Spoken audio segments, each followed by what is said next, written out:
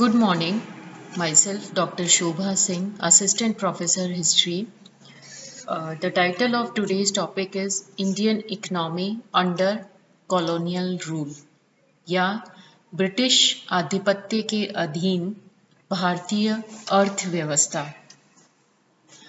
जो उस समय आर.पी. दत्त हैं, उन्होंने he said that there are three phases of economic exploitation under the colonial rule. जो सबसे पहला काल है वो है मर्केंटाइलिज्म या वणिकवाद का काल। ये 1757 से लेके 18वीं शताब्दी के अंत तक था। जो सेकंड है वो है that is industrial capital development period या फ्री ट्रेड कैपिटलिज्म, यानी कि स्वतंत्र व्यापारिक पूंजीवाद का काल, और ये जो है ये 19वीं शताब्दी में विकसित हुआ था। तीसरा है फाइनेंस कैपिटल या वित्त पूंजीवाद का काल, और ये 19वीं शताब्दी के अंतिम दशकों से 1947 तक चला था। आर.पी. दत्त महोदय ने ठीक कहा था कि प्रत्येक चरण अपने से पूर्व की परिस्थितियों के कारण विकसित हुआ और साम्राज्यवादी शोषण की भिन्न भिन्न पद्धतियां प्राय एक दूसरे पर आच्छादित होती जाती थी, जिससे कि शोषण की पहली प्रणाली समाप्त होने से पहले ही वह शोषण के नए ढांचे में ढल जाती थी। कंपनी के अंतिम दिनों में भारतीय अर्थव्यवस्था केवल एक बस्ती की अर्थव्यवस्था ही बनकर थी। अब है drain of wealth. Drain of wealth क्या होती है, सबसे पहले हमें ये समझनी चाहिए। तो अगर हम कहें ड्रेन ऑफ वेल्थ को एक लैंग्वेज में कहें तो that is the constant flow of wealth from India to England for which India did not get an adequate economic, commercial or material return has been described by Indian national leaders and economists as drain of wealth from India. The drain of wealth was interpreted as an indirect tribute extracted by Imperial Britain from India year after year. अब ये जो धन का निकास था, ये एक वणिकवाद विचारधारा थी और उसके अनुसार आर्थिक निकास उस समय होता है जब किसी देश से प्रतिकूल व्यापार संतुलन के फलस्वरूप सोने और चांदी का निकास होता रहे। प्लासी के युद्ध के पश्चात इंग्लैंड का भारतीय अर्थव्यवस्था पर एकाधिकार हो गया और भारतीय धन का इंग्लैंड की ओर प्रवाह होने लगा। जो ईस्ट इंडिया कंपनी ने भारतीय क्षेत्रों पर अधिकार जमा लिया, वह अधिशेष भारतीय राजस्व उनके हाथ लगना आरंभ हो गया। इस धन के निकास ने एक अन्य रूप भी धारण किया। अब कंपनी के पास लगातार धन बरसने लगा जो कई स्रोतों से आता था। पहला, वह लाभ जो भारत में उत्पीड़ित भूमि कर प्रणाली से बचता था। दूसरा, वह लाभ जो भारतीय मंडियों पर एकाधिकार नियंत्रण के फलस्वरूप व्यापार से होता था। तीसरा, वह बलपूर्वक धन की प्राप्ति जो कंपनी के अफसर भारत में प्राप्त करते थे। चौथा, मोटे मोटे वेतनों के रूप में प्राप्त किया हुआ धन। अब है कि आर्थिक निकास के जो तत्व हैं वो क्या क्या हैं। Constituents of economic drain. भारतीय प्रशासन अंग्रेजों के हाथ में था और वह केवल इंग्लैंड के हित में ही चलाया जाता था। यह जो निकास है ये निम्नलिखित रूप से किया जाता था। सबसे पहला है होम चार्जेस। होम चार्जेस में गृह व्यय उस व्यय के रूप में था जो भारत राज्य सचिव तथा उससे संबद्ध व्यय के रूप में था। 1857 के विद्रोह से पूर्व यह गृह व्यय भारत के औसतन राजस्व का 10 से 13% के रूप में होता था।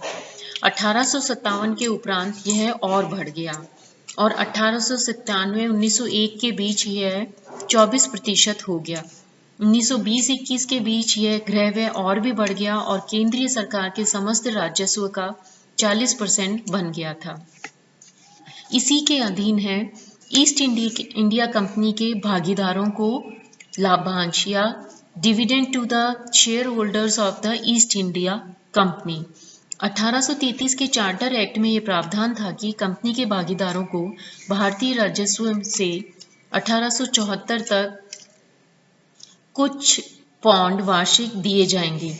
1874 में 45 लाख पाउंड का ऋण लिया गया ताकि कंपनी का शेयर सरकार दुगने भाव पर खरीद सके और इस ऋण का ब्याज चलता रहे। अगला है interest on public debt raised abroad या विदेश में लिए गए सार्वजनिक ऋण। ईस्ट इंडिया कंपनी ने अपने सिर पर 7 करोड़ पाउंड ऋण चढ़ा रखा था जो प्राय उन युद्धों में लगाया गया जिनके द्वारा भारत में कंपनी के क्षेत्रों का विस्तार किया गया। नेक्स्ट है सिविल एंड मिलिट्री चार्जेस या सैनिक और असैनिक व्यय। इसमें वे सभी व्यय सम्मिलित थे जो अंग्रेजी पदाधिकारियों को पेंशन तथा अवकाश के लिए मिलते थे। इसके अतिरिक्त लंदन में स्थित इंडिया ऑफिस के संस्थापन तथा प्रचलन पर व्यय और ब्रिटिश युद्ध के सचिवालय को दिए जाने वाला व्यय भी सम्मिलित था। ये सभी व्यय इसलिए थे क्योंकि भारत विदेशी दास्तां के फंदे में जकड़ा हुआ था। अगला है store purchases in England. England में भंडार वस्तुओं की खरीद। भारत राज्य सचिव तथा भारत सरकार इंग्लैंड में करोड़ों रुपए का माल सैनिक, असैनिक तथा समुद्री विभाग के लिए अंग्रेजी मंडियों से खरीदते थे। 1861 और 1990 के बीच यह व्यय गृह व्यय का 10.2% होता था। अगला है interest on foreign capital investment. भारतीय राष्ट्रीय आय से एक अन्य महत्वपूर्ण निकास था व्यक्तिगत विदेशी पूंजी निवेश पर किया गया जाने वाला ब्याज और लाभ। 20वीं शताब्दी में निजी क्षेत्र की बहुत सी पूंजी का भारत में निवेशन किया गया था और दोनों युद्धों के बीच में 30 से 60 करोड़ रुपए प्रतिवर्ष बाहर जाता था।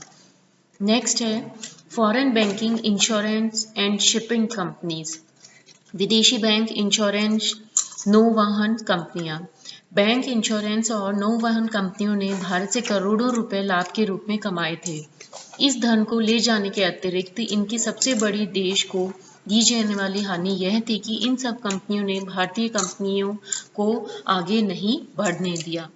नेक्स्ट है कि एस्टिमेट्स ऑफ इकोनॉमिक ड्रेन, यानी कि जो ये कितना भारत से धन गया, भारत से इस धन का निकास कितना हुआ, इसके विषय में विद्वानों के अनुमान में बहुत अधिक अंतर है।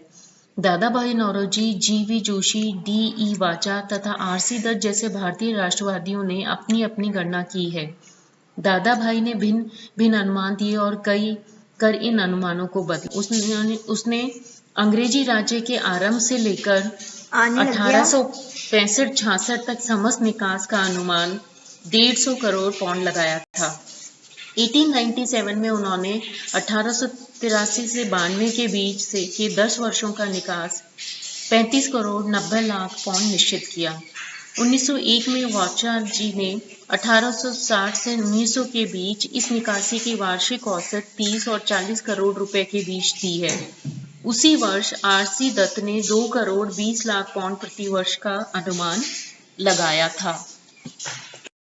अगला जो हमारा टॉपिक है वो है कि economic consequences of the drain, यानी जो ये भारत से धन का निष्कासन हुआ इसके क्या प्रभाव हुए। दादा भाई नौरोजी ने धन के निकास को अनिष्टों का अनिष्ट की संज्ञा दी है और भारत की निर्धनता का मुख्य कारण भी इसे ही बताया है। नौरोजी ने इसके द्वारा नैतिक विकास भी, नैतिक जो निकास हुआ है उसके बारे में भी बताया है। इसका मतलब ये था कि भारतीय लोगों को उनके देश में भी विश्वास तथा उत्तरदायी पदों से बाहर रखा जाता था। आगे हम ड्रेन ऑफ वेल्थ के कॉन्सिक्वेंसेस में ये कह सकते हैं कि in the words of Dadabhai Naoroji, it was evil of all evils and the main cause of Indian poverty. He maintained that Britain was bleeding India white. Comparing the plundering raids of medieval rulers with the British methods of colonial plunder, another critic has pointed out that the old-time plunder had to restrict itself to rich men's houses and godowns where the wealth was accumulated. It was not worthwhile ransacking every little hut and little village, but the colonial plunder could reach the most lowly, the most humble, and the most remote part. The drain of wealth checked and retarded capital accumulation in India, thereby retarding the industrialization of India. Indian products and treasure trained to England without adequate return was of great help in creating conditions in that country conducive for the growth of British factory industry in the early stages of the Industrial Revolution. The drain had an immense effect on income and employment potential within India. R.C. Dutt quoted the Indian poet as saying that taxation raised by a king is like the moisture of the earth sucked up by the sun to be returned to the earth as fertilizing rain. Thank you.